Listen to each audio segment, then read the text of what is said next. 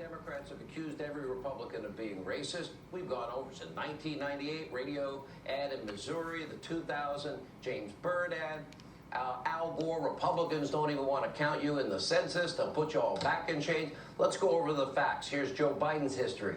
It was Donald Trump, not Joe and not Barack, who passed criminal justice reform and prison reform. It was Donald Trump. It wasn't Joe. It wasn't Barack who signed off on police reform. It was Donald Trump also doing opportunity zones, targeting mostly minority neighborhoods to help, well, build the economies in neighborhoods that have been left behind by Joe and Barack. It was President Trump, not Joe, not Barack, who ushered in record low after record low after record low unemployment for African Americans, Hispanic Americans, Asian Americans, women in the workplace, youth unemployment, African American youth unemployment. Joe and Barack, they didn't do any of that. Matter of fact, 13 million more Americans food stamps, 8 million more in poverty, lowest labor participation rate in, since the 70s. And a 51-year low in home ownership rate and the worst recovery since the 40s. That's their 8 years of failure. And by the way, 3 years in, President Trump has done more for minorities in this country than Joe Biden, Nancy Pelosi, and Chuckie Schumer did in 125 years. Watch this. You look at employment, you look at opportunity zones, and maybe most importantly, you look at criminal justice reform, you look at prison reform. I've done things that nobody else, and I've said this, and I say it openly, and not a lot of people dispute it. I've done more for Black Americans than anybody, with the possible exception of Abraham Lincoln. Nobody has even been close. The media mob, they're the biggest contributor to the Biden campaign and all things radical, extreme, democratic socialist. They'll never tell you that. So you need to ask yourself a question. What was Biden doing during his 50-plus year career in the swamp for African Americans, other minorities? Here's where it gets interesting. Tell all you Democratic friends, we know he was very close and spoke so highly of the former Klansman, Robert KKK Byrd. Yep, former Klan leader. Biden called Byrd the dean of the U.S. Senate, a close friend of mine and a mentor. That man filibustered the Civil Rights Act of 1964 that, well, Lyndon Johnson needed 80% of Republicans in the House and Senate to get passed because most Democrats, there are a lot of Democrats who were opposing it. During a speech, Joe Biden in 1973 praised Southern Democrats, said the two-party system in the South was, quote, well, good for the, I won't use the word. Around the same time, Biden was actively working with desegregationists. He didn't want integration. He opposed school busing, according to NBC News. He led the charge on an issue that kept Black students away from the classrooms of white students. That's his record. 77, Biden worried that his children, if integration, would grow up in a, quote, racial jungle if integration is not done in an orderly way, whatever the hell that means. 1993 referred to inner city youth as predators on our streets as he co-authored the most aggressive crime bill that ramped up prison sentences for dozens of crimes, specifically targeting, in the end, minority Americans. In 2006, telling a crowd, oh, you have to have a slight Indian accent to work at a 7-Eleven or Dunkin' Donuts. I'm not kidding, he said.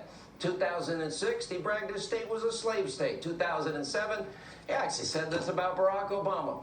The first mainstream African-American who's articulate, and bright, and clean. That's storybook, man. Wow. Last year he said poor kids could be just as bright as white kids. And recently, you ain't black if you support Donald Trump. Joe decides that. Joe Biden shouldn't throw stones from that glass house. That the mob and the media will never tell you. Better yet, he could just stop saying racist things altogether.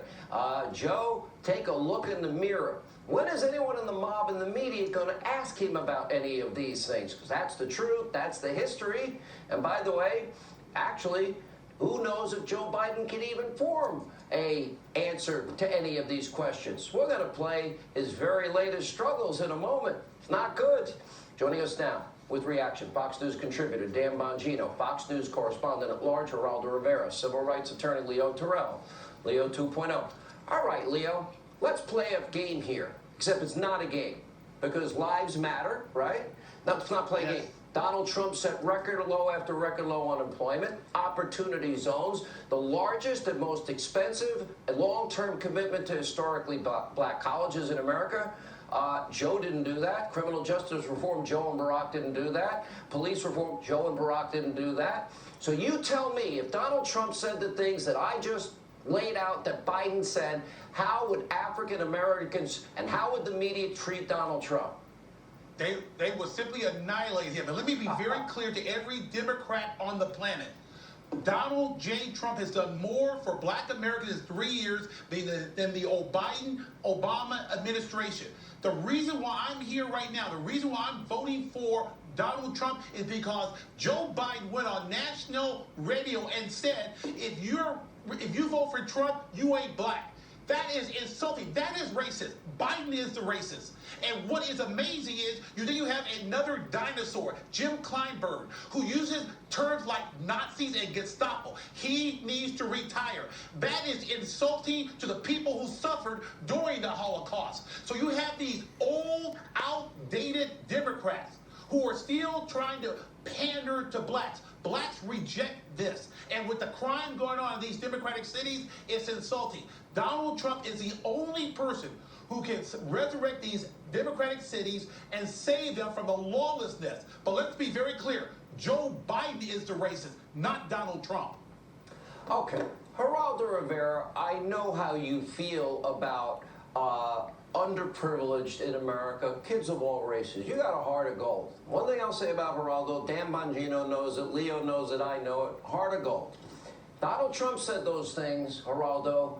How different would it be in the media today? Oh, please, they'd blow him up. It would be impossible for him to continue. He's not a racist. I've known him for 45 years. Having said that, I don't like that Kung flu thing. I wish he'd stop that. I think he has. I think there's some sloppy stuff in in recent years that I don't like. But I know him. I know I've been in and out of that Trump Tower 50 times. It's as integrated as any building in this country. He gives opportunity on the basis of competence, not skin color.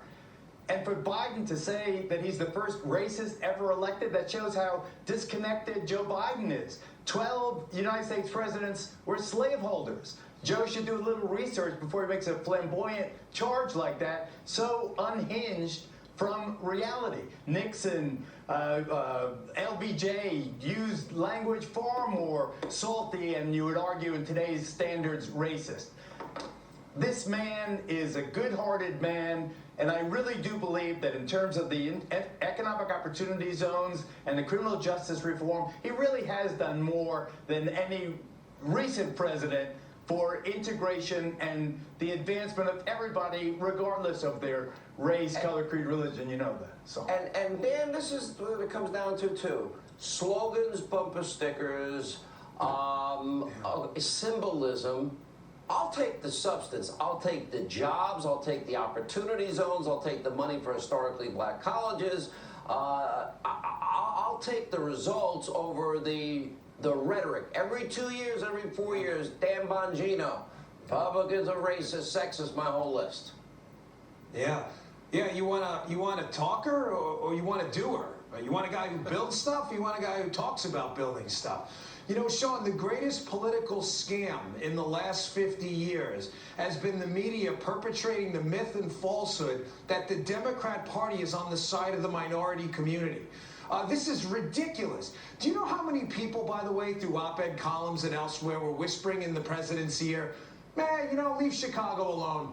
Leave it alone. Let them suffer the ramifications of their own bad decision-making with the leaders. You know how easy a decision that could have been for him? And he didn't. And I was proud of him today, Sean. He came in there and he said, no, not on my watch. And as I was preparing for this segment earlier, Sean, it's not a joke. I wanted to follow up on a 3-year-old girl who was shot in the face in Chicago. So I Googled it. It's on my phone. And it's right there. And it turns out you have to go through which 3-year-old girl? Because there's not just one. Sean, if this was happening in Darfur, we'd have the embassy working 24 hours a day. 3-year-olds being shot in the face. I'm not kidding. Google 3-year-old shot in Chicago. You have to find the right one.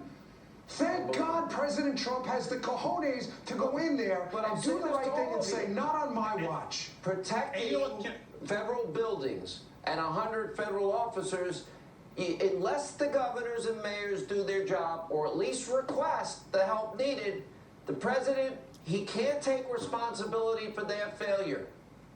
Last And you know word, what? Can I just quickly. make one other comment? One other comment. The president wants to do more for America and people of color. Tim Scott, Justice Reform Bill. Guess what? 2 black Democrats, Booker and Harris, stopped it.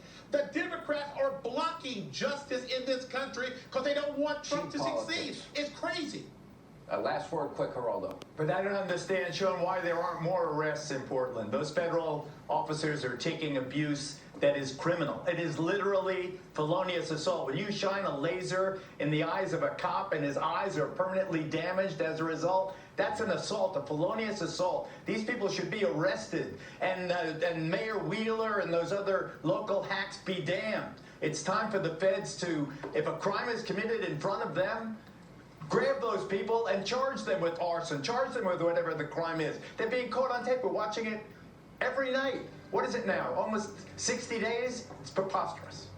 Oh, speaking of which, thank you all as always. Now, speaking of the war zone in Portland, Ami Horowitz was in the middle of that Schiff, named after Adam Schiff show. Horrible chaos, horrible violence. He was put in danger. We've got that exclusive video coming up next. 104 days out of an election, Karl Rove, Senator John Kennedy, and a really big announcement. Stay with us.